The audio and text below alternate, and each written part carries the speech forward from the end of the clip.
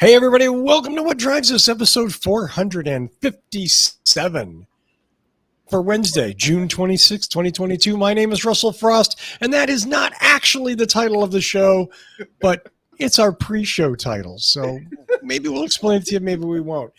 I am lucky enough to be your host for this week's adventure into advanced tech, mobility, and sustainable energy. Let me introduce this panel, and we will get this amazing show on the road.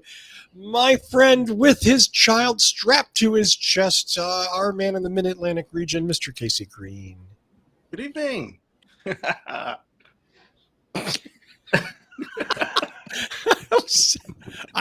Good evening, Casey.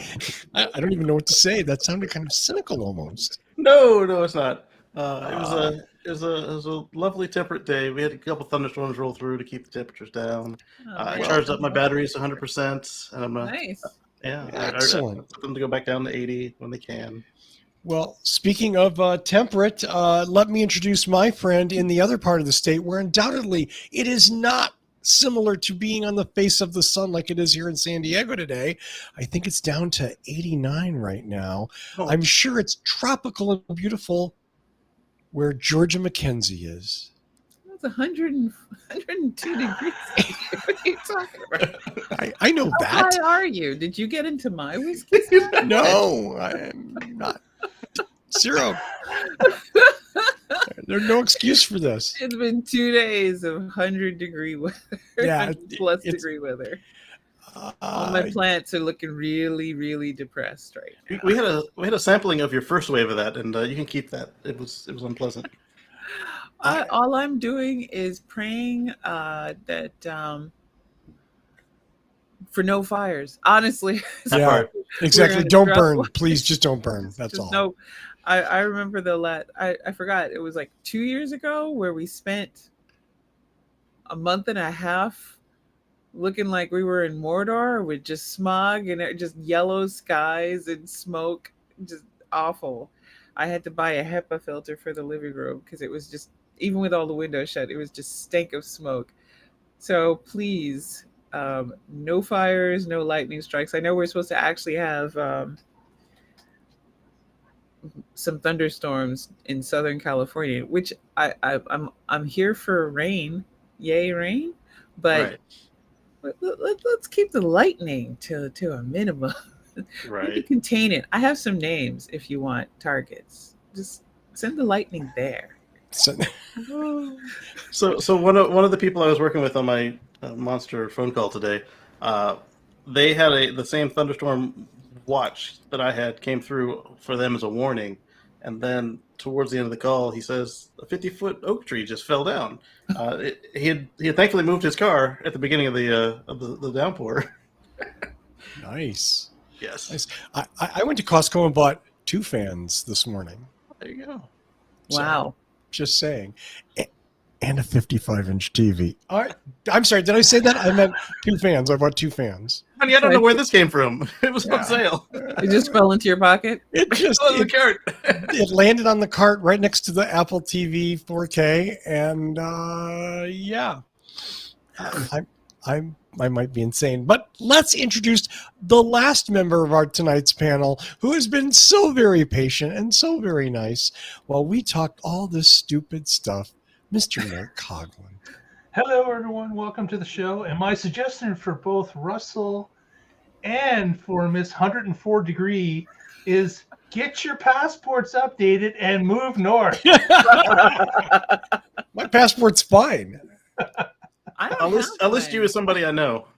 I feel weird not having one because my passport was a Jamaican passport, and then I got my citizenship, and that You can't use that emptied anymore. my bank account.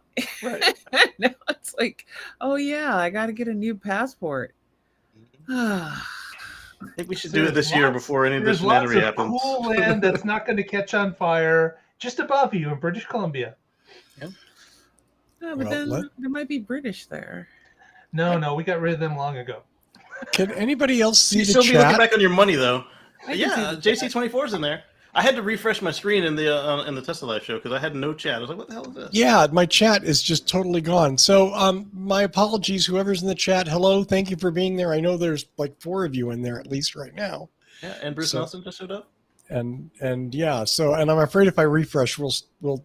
So let's move on with the show, and we'll go from there.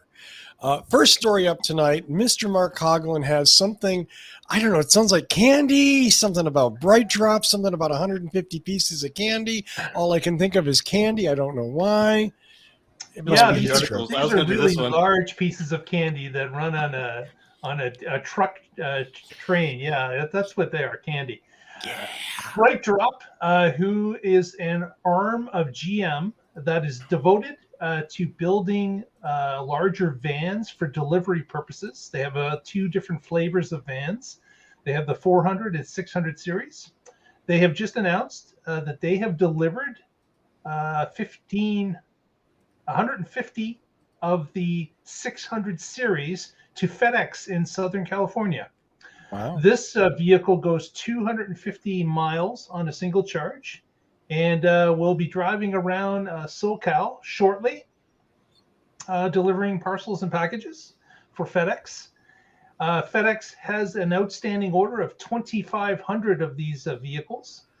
So obviously, this is just the beginning. They were given 5, I believe, a couple months ago, and now Wow. they're rolling out with 150. Why I also mention is that Bright Drop is actually manufacturing the vehicles just down the 401 from me here in Ontario. There's an Ingersoll plant that is producing the vehicles. Now, they didn't produce these 150. I believe these were actually made in Southern California. But the plant up here in Ontario is just getting rolling with their line to make both of these vehicles.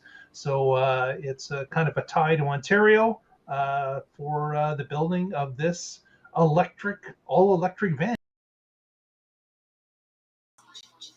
Kudos to Bright Drop and FedEx for producing a vehicle that's going to lower emissions for delivery vehicles. And I look forward to their success on the roads. Did the chat come back for you? I'm back.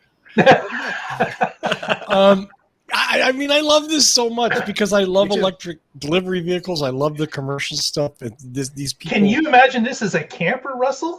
Oh, Yes. God. Can I have one, please? Can I please? It's a mini house. Yeah, Oh my that's like God. my perfect camper van. No, it's my perfect camper van. You stay out of it. Mine. I can take you. So one of the cool things about this You're is right, one you of can. the original Ultium platform vehicles. The Hummer is actually loosely based on this, and then because the Hummer is the Hummer, they had to make it bigger because they somehow managed to not be able to do what this rolling house could do, and they needed more batteries and more power and tank turn and steer and grab walk. But what's cool about this is they also have these. They have 2 style of containers that can actually sit inside of the Bright Drop vans. They've got the electric assist, which is really like a electric assisted. What do you call it? It's a cart, yeah, but like the what do you call the lifters with the skids? Forklift. Not the forklift, the small one, like a cherry picker or something. Lift gate? The hand pushed ones. Pallet jack. The pallet jack, yeah, it's like a pallet jack, and then they've got another one that's the same thing, but it's autonomous. I don't understand the autonomous container situation, but I do like the electric. Yeah, container. there's a container that's a drive assist. So it's like a series of shelving that can be locked and closed in, and then it can electrically assist and follow the driver or the pusher of the cart. They take it out of the vehicle. It gets down onto the asphalt, and then the driver can pull it with minimal physical pulling because it's electrically assisted. It's like a miniature electric vehicle that the driver just with a handle directs where to go. So Exactly. that's available that's a future availability in the Bright Drop system. Yeah, and then beyond that feature, they also have an autonomous way those containers will just do on their own.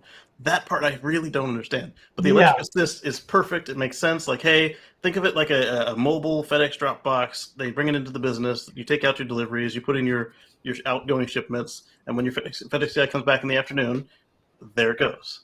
That makes perfect sense to me. As well as it also makes perfect sense for the whole open van vehicle, both for what it was meant for and our dream tiny house.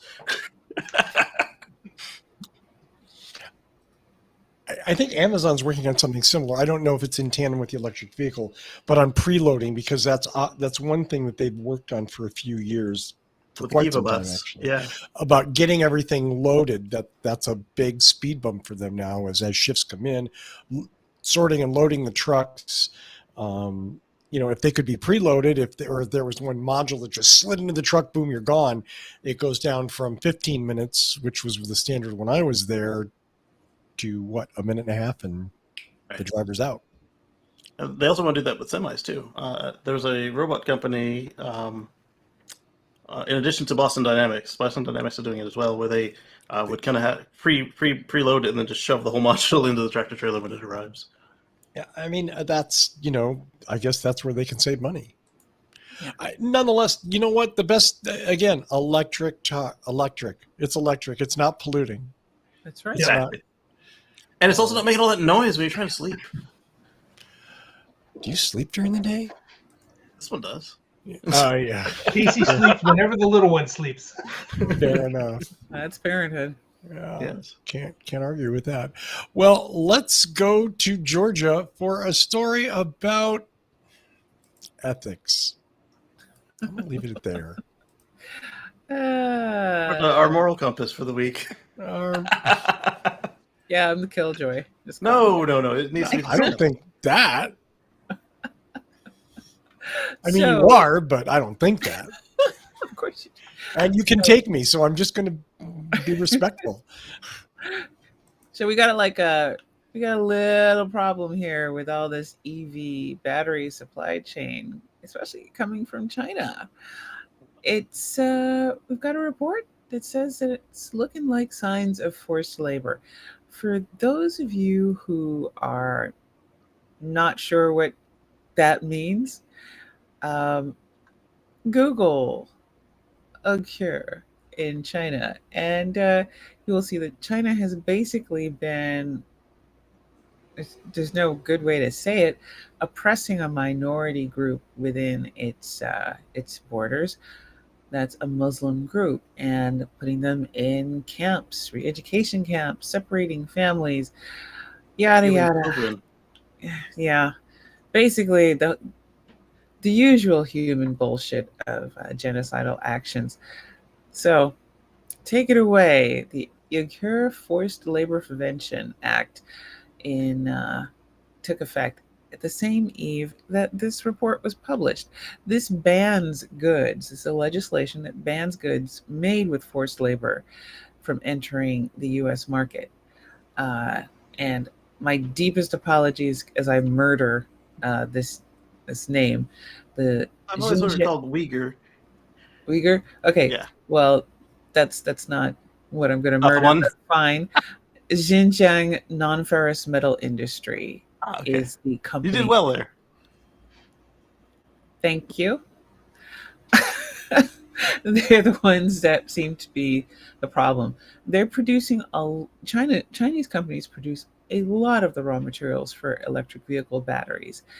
So when we're talking about things like lithium, nickel, and copper, and that's exported metal that goes to the US, Germany, UK, Japan, and India. The use of forced labor is a problem. It's always been a problem. I mean, we've been having a problem with Chinese manufacture and wages and working conditions now for a really long time. It's longer than I've been an adult. The issue with outsourcing our production, our manufacture to China has been, honestly, we wash our hands of the exploitation because we hired somebody else to do that exploitation for us. And I'm going to direct this to Bruce in the chat. Yes, cobalt. One of those key metals too. And the thing is that we became dependent on Chinese labor, and to a certain extent, some of our trade agreements help improve the standard of living, like this new legislation that prevents forced labor, hopefully will be able to help. But just so you know, if we see an increase or a limited availability of batteries going forward, now you know why. It could literally be thousands of companies that have some link to Xinjiang in their supply chain. And if this legislation is properly enforced, and full disclosure, I am for it being properly enforced. But if it's properly and fully enforced, that could mean that if you, I swear I didn't do anything. I got scared for a second. I know, I was just thinking, I'm just sitting here in my home. Wait a second. Damn. Right, that part. Yeah, damn it. Oh, Jesus. Hey, George, it's been great, you know? But you're awake. I know. Sleep well. Does that make it better or worse? I don't know. Sleeping doesn't make a difference. But getting back to the story, as we divert to make Sorry. gallows humor, it's so just keep aware of this fact. If you wanted battery for your Tesla, if something goes wrong with it and you need an update, and they're like, "Hey, battery prices doubled," or it's just not available, you're going to have to wait 2 to 3 months. So you might want to put in that order before your battery dies, unlike me getting my battery dead and figuring that out afterwards. So it's a curious question of the ethics in our supply chain. It's one of the issues with sustainability, when I brought this story to Russell, that we don't often think about. We do think about the energy savings, and we're right, and the environmental impact of what we're doing. Perfectly sensible. But one of the things that I've been uncomfortable with is there's not a holistic view of sustainability. Sustainability should mean more than just we're protecting the water, we're saving money on energy, and we're not doing fossil fuels. Sustainability should, as part of the holistic attitude of sustainability, means sustainable human life. And sustainable human life means that we don't outsource our pollution, we don't outsource oppression, we don't outsource low wages, and we don't outsource. You're gonna get somebody from giving you shit for this, Russell. We don't outsource genocidal conduct by our supply chain suppliers, and turn a blind eye to it because we live well. I think we've all grown up with far too much Star Trek, Star Wars, comic books, fantasy, where we've seen the utopian societies who, if you lift the rug, A little bit. they have a utopian society because there is an oppressed class that is forced to live in the detritus of that society to make it function. And we've always said, oh, they're the baddies. And yet we haven't taken a strong look at sustainability on that human side of EVs. Not saying that to bring anybody down. I am very pro EVs. It's just that I'm willing to do with less if it means not that somebody's going to get more. It's just that I'm willing to have less and take less and make do if it means it elevates somebody up out of a bad situation. So there we go. Yeah. So Russell brought up the point about Africa. Well, you did in the chat anyway. Oh, I did. Yes, a lot of it does occur in Africa, and in previous versions of the protections that China was skirting around with what they were doing, they would wash, like money laundering, but metal launder, wash it through Africa and other places to make it look like it didn't come from the Uyghurs, make it look like they didn't get the cheap stuff from the Congo, and just try and wash it away. Yep. Yeah. I mean, in the Africa situation and its role with China and Chinese agreements with development and infrastructure and influence on African society is a whole other ball of wax. Huge. I mean, for decades now, China has been heavily investing in Africa and building relationships there and infrastructure. Buying influence to say they have the raw materials we're going to need someday, so we're going to make sure we're going to secure them. And America has not. And that has been the protectionism in trade is a double-edged sword. And always remember, sword cuts both ways. So yeah, sure, you're protecting yourself from being too involved in the world. However, you're kind of still part of the world, and that's your left flank sitting out there completely exposed. Somebody else is going to go take that spot. Yeah, that's how it works. Part of it is our, the ultra extreme capitalism, because they're looking for the cheap labor and, like you said, the slave labor and everything. When you look at what's in a battery and you just look to the north, Mark's country has everything we need, but not for Chinese labor prices. Let's take No, it. it's not. We don't Just want take to. No, let's not take it. Let's Fucking buy it. Canadians. We don't want to pay fair wages. We Let's want a just bargain. And Go up and take this I shit. mean, it's the funniest thing to me. Like the further up you go on the income scale, the more likely you get shit for free, which is the dumbest. Mhm. And things like when you have a billionaire who wants to bring their sports team to your city, and then your city turns around and goes, "Let me give you $400 million to help you build a frickin' stadium." Yes. Well, by the way, we rerouted traffic. We built the stadium. Here's some We'll tax wipe breaks. out a poor neighborhood. Right. We'll literally bulldoze housing in a poor neighborhood to put a stadium there. And then we'll help you pay for it. This is a billionaire making money off his hobby. That's not even his main business. Yep. Are you stupid? And he can pay for it himself. And I mean, Russell and you and I have talked about student loan forgiveness and, the whole issue of blanket versus means testing. And I am full on honest when I say I fully support interest, ending the interest. I support student debt relief, but I fully support means testing, because to me, I've been to school with rich kids. I've been to school with the people whose parents dropped down $500,000 to buy them a place to live while they're in school and are paying for everything. And they have to work, making air quotes right now, and their work is to pay for books. Yeah. That's it. That's their pin money. I do also support not means testing when they're going to squander the money that they would take on enforcement. Like if it's going to cost you more to check, then just give it to everybody. Because that's the like for instance, whenever they want to talk about like food stamps or if I don't environmental whatever. That's minor. It's like to me, but it's that discussion between equality and equity. Right. And what people want is across the board equality with large programs like this versus actually means testing is how we get equity, which is where we elevate the people who need it most above. I'm not against the means testing. I'm only against when it's a waste, like if they do it wrong. So I mean, I thought this was an interesting issue that we should take a look at.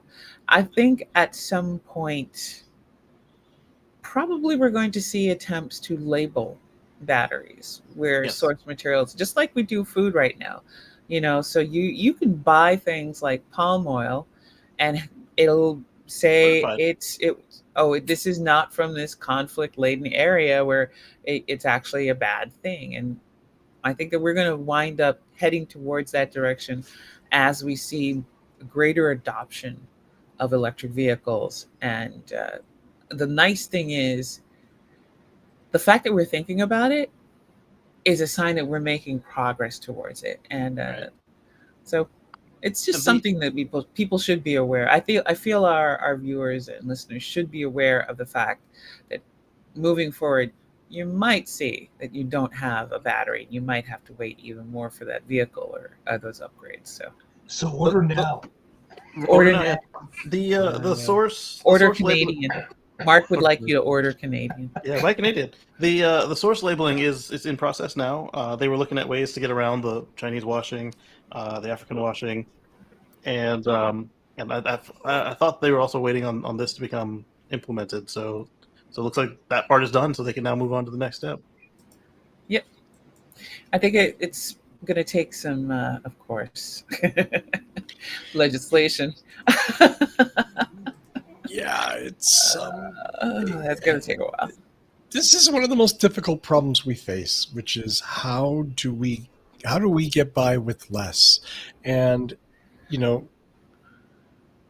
Georgia magnanimously says I would live with less if it meant we could bring other people with less than me up. Is that Yeah. fair characterization, Georgia? Oh yeah. Absolutely. But let's be clear. Most of the millionaires that represent us nationally, all of the millionaires that are in our media have little or no empathy for this whatsoever. And they talk about means testing as a way to discourage people from being able to get these programs Yes. or to have access to stuff, and talk about how, well, it's just not practical. We can't do that. Well, we can. You don't want to. I understand that. Oh yeah. For them, means testing actually is exclusionary testing. They don't Yeah. mean means testing. They don't. Um, we've discussed to a certain extent how especially disabled people are excluded for many basics. Like you and I would never. We would never stand for the fact that economically we can't afford to get married. Not because we can't get married, but because if I married you and you're disabled, you would lose all your benefits, all of them. Did you just propose to me? No, Okay. definitely not. I just wanted to be clear, like I was, but right. I'm marrying rhetorical you in this sentence. There's so many things that are like, again, that the system isn't fair, and it's Right. not It's fair highly unfair. intentionally. I think that the problem is that all systems are human based and human created. Therefore, they are going to have all the human problems, and they take constant policing. Yep. A lot of folks out there would rather pull the rope ladder up behind them or cut it down underneath them. It's And yeah. a really good example is Texas's governor. Like, he got his money one particular way, and he made it so that you cannot follow his footsteps to get money that same particular way. Nice. Yeah. I don't want to talk about Greg Abbott. Let's never. That's as far as I was trying to go with it. That's why I was. No. Yeah. Let's just leave him out. Yeah, let's go. So let's go to Casey Green for another story, and it just has the word mega in it. So Mega! Mega mega. wet charging. Yes. So I don't know if you want me to share pictures. Have you got the pictures? No, I would love it if you would. Thank you. Okay. I hate to put that burden upon you, Casey, Oh no, it's cool. but okay, you so know me. I'm lazy and mostly useless. And this hair blowing up is really, really distracting me. Like, by the end of the show, it's just going to be doing this. Well, you know something, Russell? I'm really glad you got your Fabio moment that only our viewers will be able to see. Yeah. But yeah, Russell is basically sitting in front of his microphone, lustrous locks, tousled by the wind. He's got a beatific smile on his face. But he's loving that 55-inch television. That's right. He's thinking about the 55-inch television. That's right. So happy. I'm going to rewatch Prehistoric. Oh, I'm going to watch Doctor Strange tonight, and then I'll watch Prehistoric. I'm doing that Thursday. Okay, so Okay. I've got a screen share going. Oh, I'm sorry, Casey. Casey, there's Casey's screen share. We were just completely distracted by Russell's hair. Right. Yeah. So Russell's least favorite truck maker was spotted using a connector that looks like this, and turns out that they weren't doing the thing that they always do, where they use proprietary connectors. It turns out it was completely standard, but not yet fully implemented connection. This one is called MCS2, the one in pink here. But what was unveiled this week was MCS3, which looks like this little triangular dude here. I've got another screen share to share on that. But what's cool about this one is it ups the capacity from MCS2 to 3.5 megawatts of charging. Jeez. And yes, and it comes with some standards. So let me switch screens here and a hell of a. let's share this one instead. That's a lot of juice. It's a lot of juice, but if you want your 18-wheeler to be able to do cross-country journeys in the same amount of time as gas or diesel in this case, you'll need to be able to do that. So then we've got the prototype of MCS3, the Megawatt Charging System 3, was unveiled, and here's the port, and here's the connector. So it is based. Huh? No, go ahead. I'm sorry. It's based on the CCS connector, but they got rid of the AC charging because when you've got a 3 megawatt hour battery, you're not going to charge it at 80 amps of level 2. And so it ends up being the same size as a CCS connection, but with much larger DC lugs. It's got signaling. It has inherent support for vehicle to X, so it can be vehicle to vehicle, vehicle to load, vehicle to house, vehicle to grid. included, built in, and they've included a requirement that the charge port must be at about waist height, and you must be able to handle it with the requirements for the disability in the country it's going into. And this should be the same connector in Europe and in North America, and of course the rest of the world. So there's no Type 1 and Type 2. That would be helpful. Yeah, because if you can just blast out the connections and blast out the cables, you don't have to, is this the European one? Is this the US one? That's going to bring down costs. Are the cables cooled? The cables are liquid cooled. Are liquid cooled, okay. And there's a short video here from the demo where they put it in. This one on the truck is not the one he's going to use. I'm guessing there's a demo. So, and Michael is our operator within our charging team, and he's going to start the charging process. Is this really to show somebody plugging something in? It seems to be handled. But look, that was a size comparison. Look how it's not ginormous like we would expect for a truck. That's a friggin' workload, dude. That's pretty big. It is, but it would have been bigger for 3.5 megawatts. That is communication based on 15.11.8. Communication start. So the 15.11.8 is plug and charge / vehicle to grid. It's the exact same protocol that we're already using for CCS today. And so I think this is an awesome development. And one of the other key requirements, aside from it being, the human factors of it being waist height and meeting the disability requirements, it must be on the left side of the vehicle. So now we have a standard. So you have a standard charging location. So that way you can build out your fueling island, and you don't have to worry about, this truck has to come in backwards because it's from Daimler, but that truck is coming in another weird way because it's on the front bumper and everybody else is on the left. Makes perfect sense. Yeah. If only cars were that sensible. Oh, we wish. Very cool. Yeah. I love that. Yay! It's the commercial Let's truck. get them on the road, man. Let's get them going. Yeah, exactly. And then Russell's favorite truck maker, they can use this too because MCS2 to MCS3, you just change out the cable and the connector. Hockey Day is a question in chat. What about countries like England where it's right-hand drive? They said put it on the left. Hockey Day, the answer is England can suck it. Yeah, right. No, but I don't think the point is it's about consistency so that everybody's putting them on the same side. Whether the drive is right or left doesn't matter. Right. And that also allows you to automate the it's not required, but it allows you to make the connection automated. So you can now have you pull up, a robot deals with it, you go in and take your shower, get your snack, come back to your truck. No, not the evil snake robot again. No. Don't be none of that. I would hope it's not the snake robot. Yes, but we did a story. We did. Years ago, Tesla was working on an automated charging system that you drove up, and this thing that kind of looked like a snake came out and did a little dance, and then kind of plugged itself in, and censored. Okay, but this is beyond that though, because that would also add to the ability for it to meet the disability requirements for each local country, as well as any automated trucks. Because remember, part of the problem that we're having with trucking right now is a labor shortage, and so their solution is to make everything a robot. And do you want to pay somebody to be a New Jersey fuel attendant for a robot, or do you want the robot to plug its own damn self in? I don't know. I just feel like we're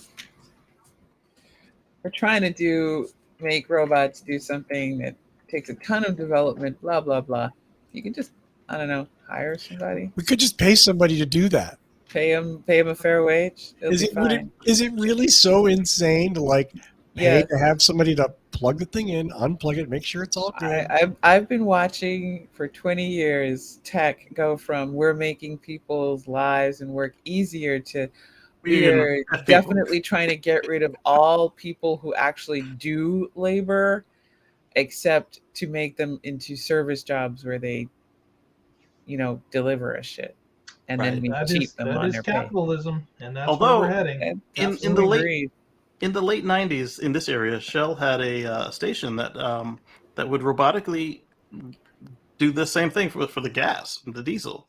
The problem why they had to stop was, aside from the speed of the system was really wicked slow, they had the various positions of the fuel ports, and they just couldn't keep up. And then you also still had some cars on the road where the fuel filler was behind the license plate. There weren't many of them left because this was the late 90s, but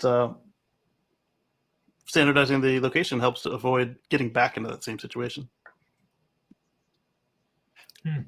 Absolutely. I mean, who was it? 0101 in the chat was saying, like, wouldn't it be nice if passenger vehicles had that worldwide standard? And it is. It was nice when you have those. Oh, Georgia hated me so much she just bailed off the show. Hopefully, oh, there she comes. She'll be back. So hopefully, hopefully this is maybe a first logical step, and we could work towards some more sane things about, like, standardizing stuff that isn't that's mission critical, but that doesn't have to be proprietary. Right, and that would even go so far as 010 was saying. I would like to see Type 1 and Type 2 become standardized as well. Like right now, we have the Tesla 2 connector, we have J1772, and then we have Type 2 and the Chinese connector. Why? Type 1 and Type 2 are literally just because one can support 3-phase and they move the pins a little bit.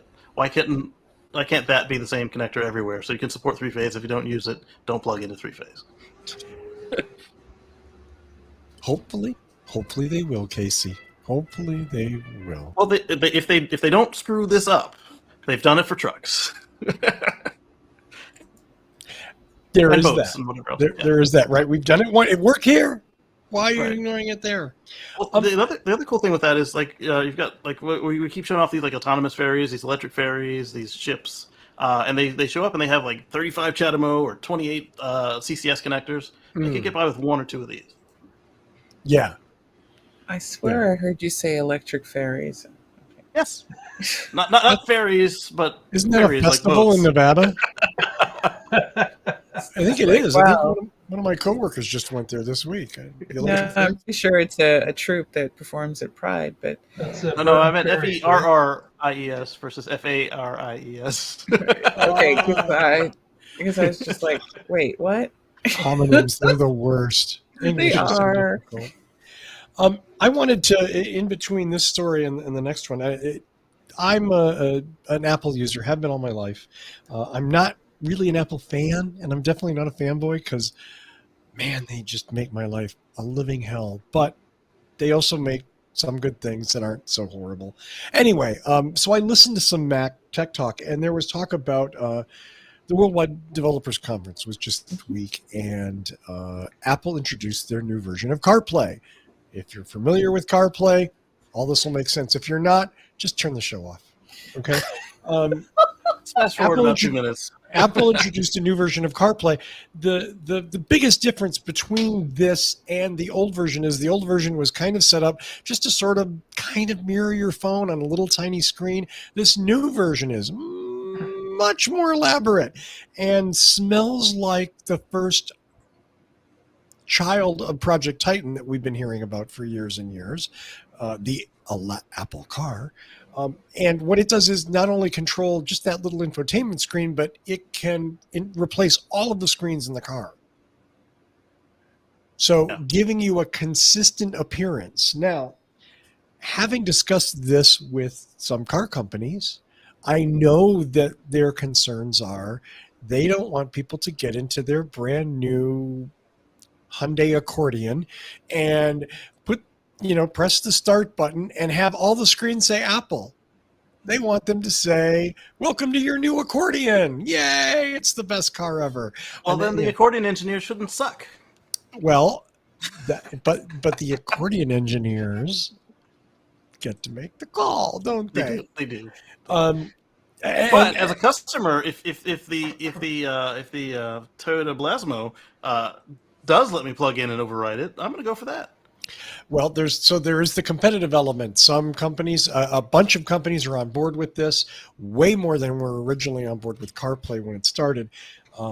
And it will be interesting to see how it plays out. I think Did there's they going to be. name any of those companies?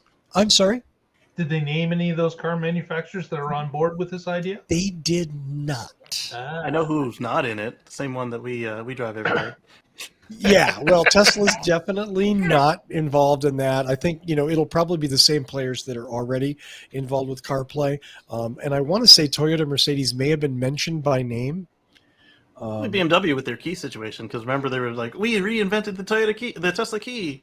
Yeah. We were first, so they'll probably be in on it. Here's again from a lifelong Apple user. I don't know that I'm entirely comfortable with Apple taking over critical systems in a motor vehicle.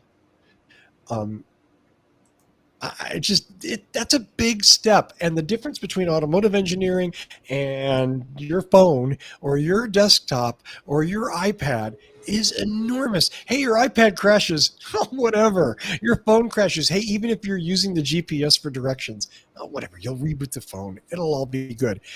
If your speedometer crashes while you're on the highway, what do you do to reboot it? You know what I mean? Like there's certainly solutions to these problems. But again, I'm not at the point where I trust any software company. The car manufacturers screw this stuff up enough. And a lot of it, I think what we have to give back to the car manufacturer, as much as I excoriate the OEMs for being assholes and being revenue driven and not caring about what the customers want and doing what they want, they also have a big stake in making things that are safe and that work as close to 100% of the time as possible. And that's not a standard that Apple or Microsoft or Google hold to.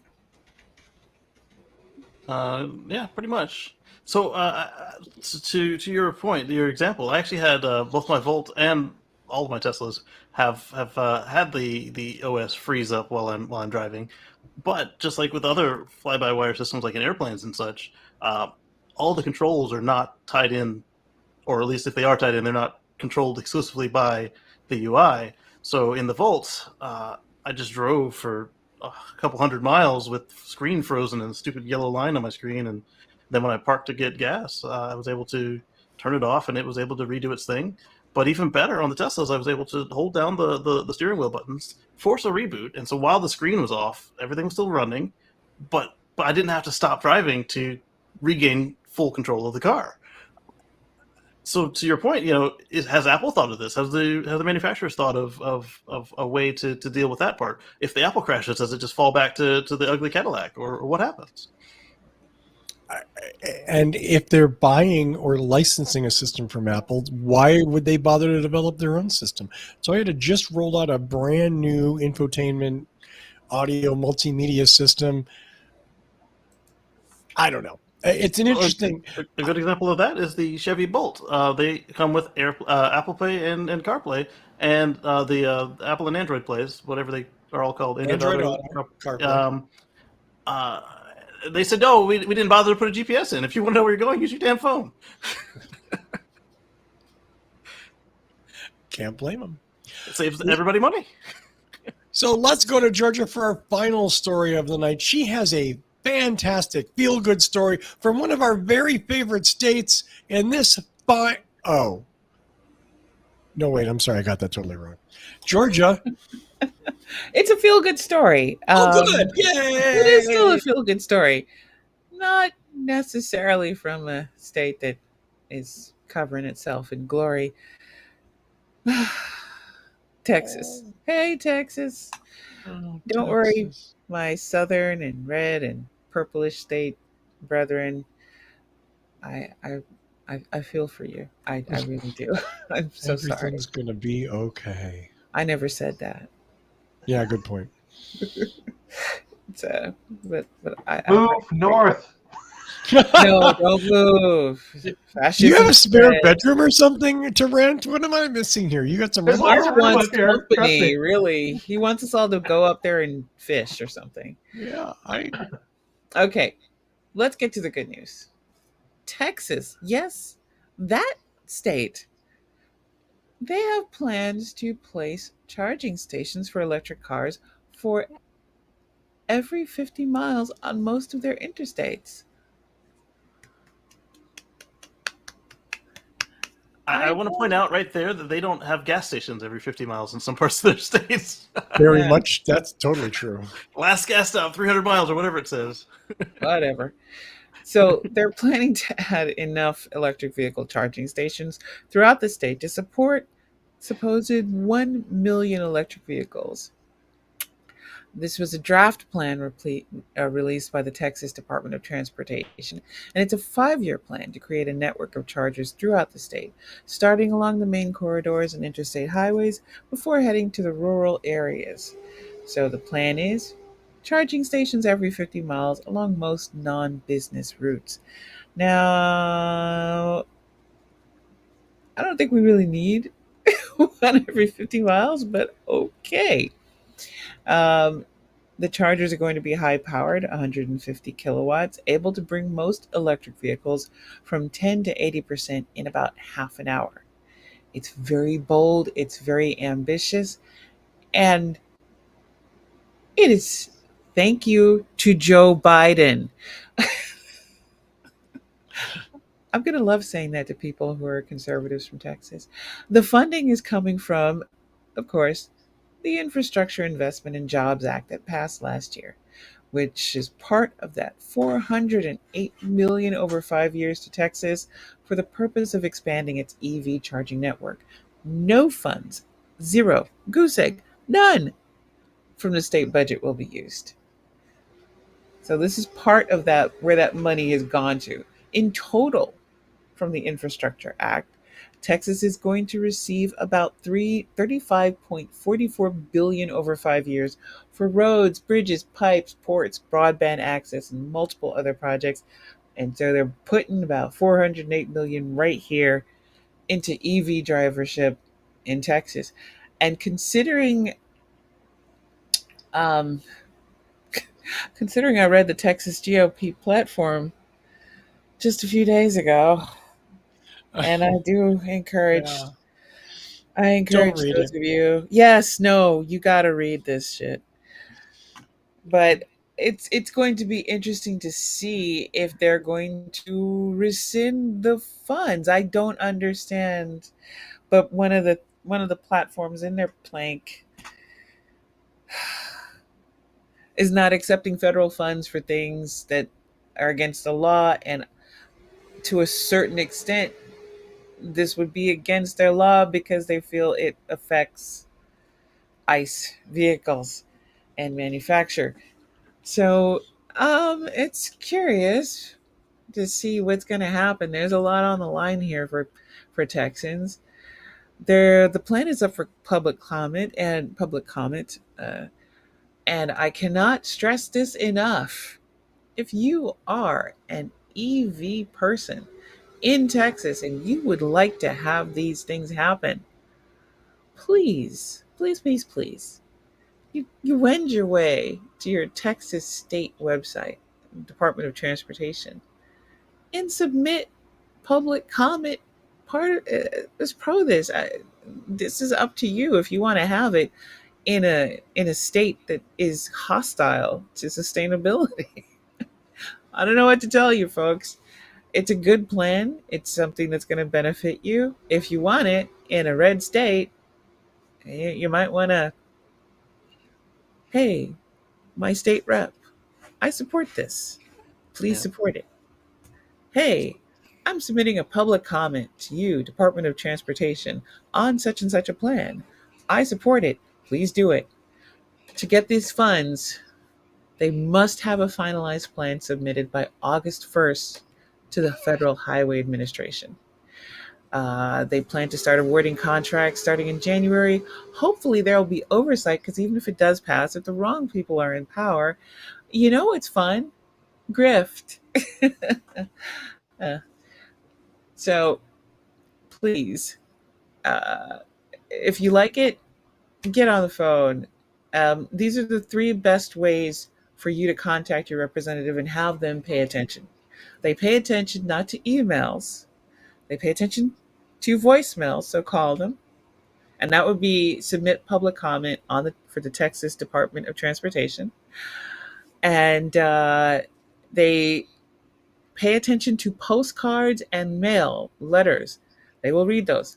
And third, weird as it may seem, faxes. If there is a fax number, hustle your tushy over to a Kinko's and send a fax. But if you want to have this program, you want this to happen, do not be afraid to make your voice heard.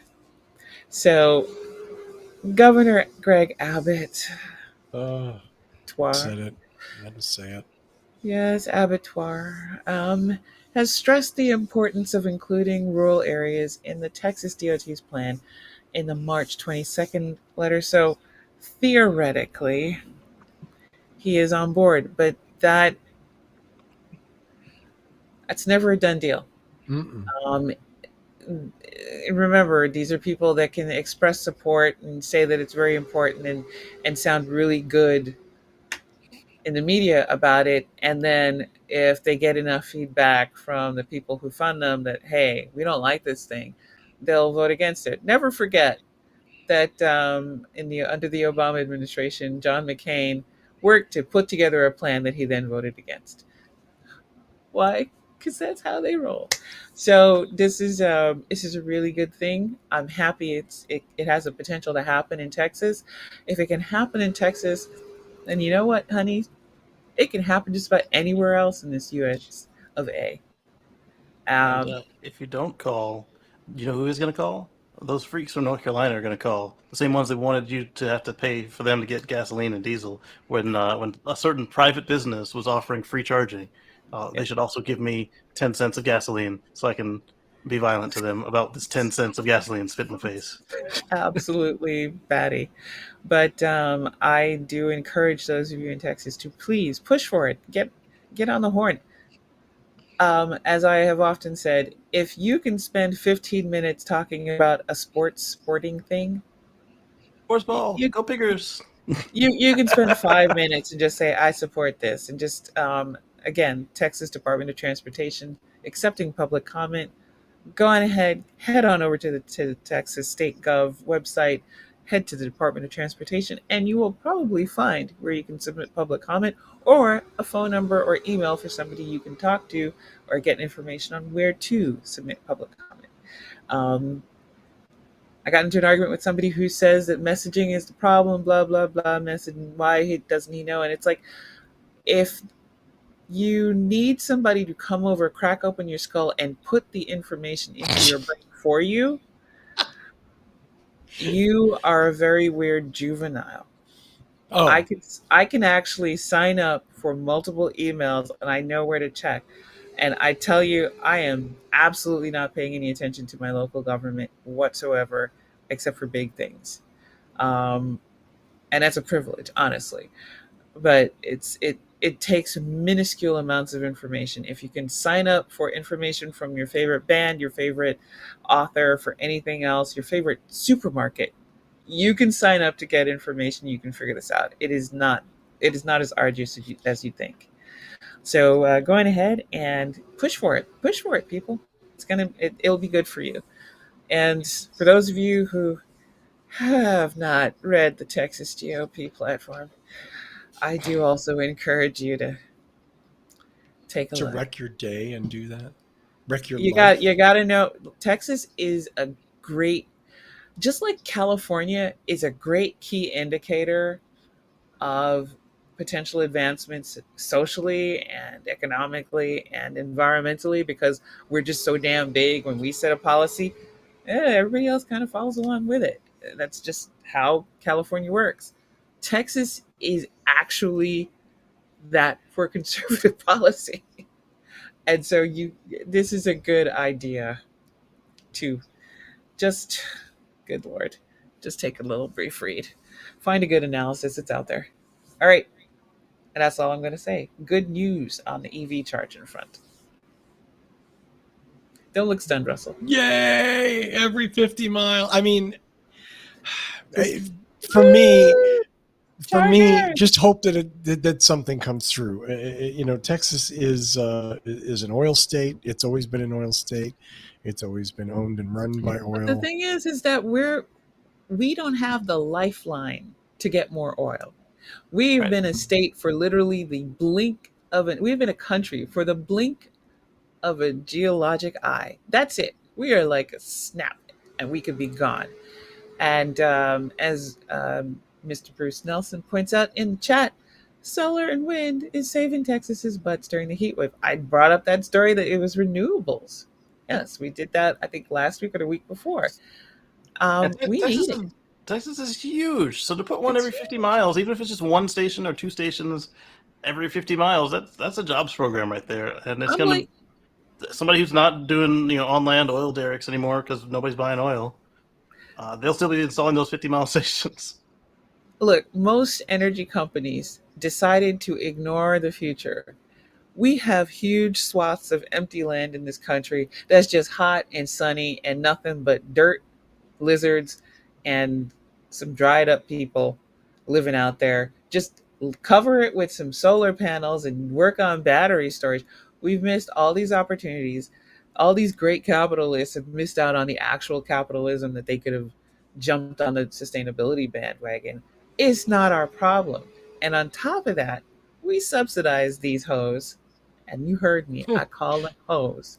We subsidize them with our tax dollars. And these sons of bitches have the nerve to turn around and just be like, oh, look, we're having problems, so we have to jack up the price. Never mind just scraping all this money in our pocket. You douche nozzle. As far as I'm concerned, we don't need to subsidize them. We should tax them heavily. And you know something? If you fail because you miss out on sustainability and other companies do, deuces. I don't care. Screw you. You've screwed us. You don't even take us to dinner. Just let's move on with sustainability. Bobby won't be able to get his 8th yacht if we don't raise the prices now. Shh. Take that yacht and put it somewhere where the sun don't shine. Oh, So, ouch. Ouch. I could mean the dark side of the moon. You don't know. I got nothing. I got nothing. Well, let's wrap this up. I think we've done our jobs. We've done a fine show. I appreciate that. Let's do some shout outs to go home. I'm going to start with, are you in the middle of feeding? I just put the Because I bottle was down. going. Okay. Let's start with Casey Green and Miniature Green. Yes. Mini So greens. on Sunday, we'll be here at youtube.com/Casey Green. That's KACEYGREEN. We'll be talking about green living and a little bit of Russell's favorite company and a little bit of the other companies and the news and what it means in our lives. And then eventually I'll figure out her schedule and I'll get back on the pre-recorded videos and get them out as well because they are stacking up. I had to add a hard drive to my storage server because I haven't. What I do is I delete the old videos when I finish them, and the originals are multiple gigabytes. It's oof. We'll get there. So you'll find them at the same place, youtube.com/Casey Casey Green. Nice. Thank you, Casey. Do subscribe to his channel. Yes. Or- Also, give this video that we're watching right now a like. Down here, click the subscribe button if it's not gray, and if you're not already a member, consider joining. It's not required, but it helps out with running the show and the channel, and you get some nice stuff for it.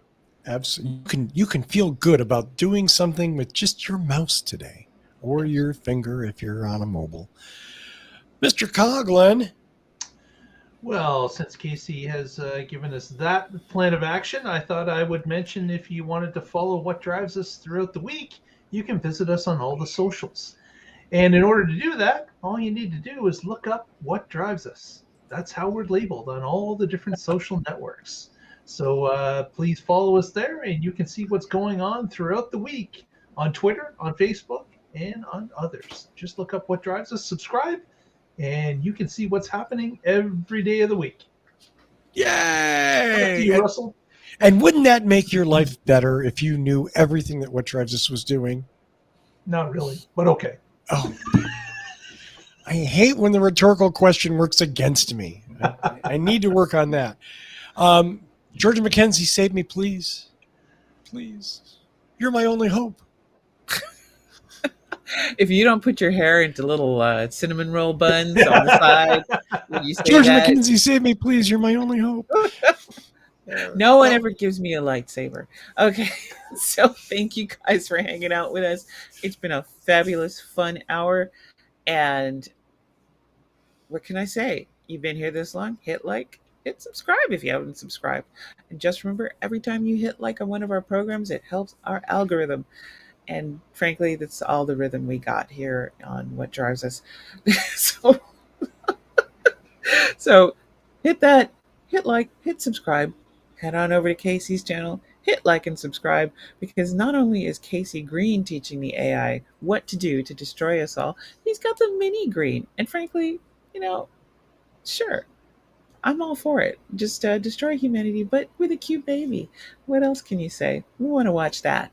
And then Mark's over on the Tesla Life, and let's face it, Mark tracking Tesla. That is one hell of a bumpy up and down ride. So I'm thankful for the work he does. Hit like, hit subscribe, because that's a lot, Mark. And thank you guys once again. We're going to be back with more Tesla and also EV stuff. I'm going to go back to you, Russell. What's a Tesla? I don't know. I think it's a soda. 75% of the marketplace. Oh, there comes. That's the spirit, Mark Coughlin. Thank you for that. I appreciate that. Testy. Absolutely. And maybe that should be the title of the show. What's a Tesla? I want to thank Michael Manring for his theme music. Visit him at manthing.com. Buy his music everywhere where music is available, and please do buy a song. Thank you so much for that. As Georgia and Mark and even Casey mentioned, you can follow us on social media everywhere. We're at What Drives Us. Please like and subscribe. It costs you nothing. It helps us enormously. We appreciate it. I want to say thank you to everybody in the chat tonight. 010 and Bruce and Hockey Day. Must be somebody else. JT24. Thank you so much for being there. We appreciate the interaction and the question, and keeping us honest. And it was Sony, not Exxon. Exxon was the one who bought nickel metal hydride, and Chevron actually owns EcoTools. Not a surprise. Tune in next week and find out.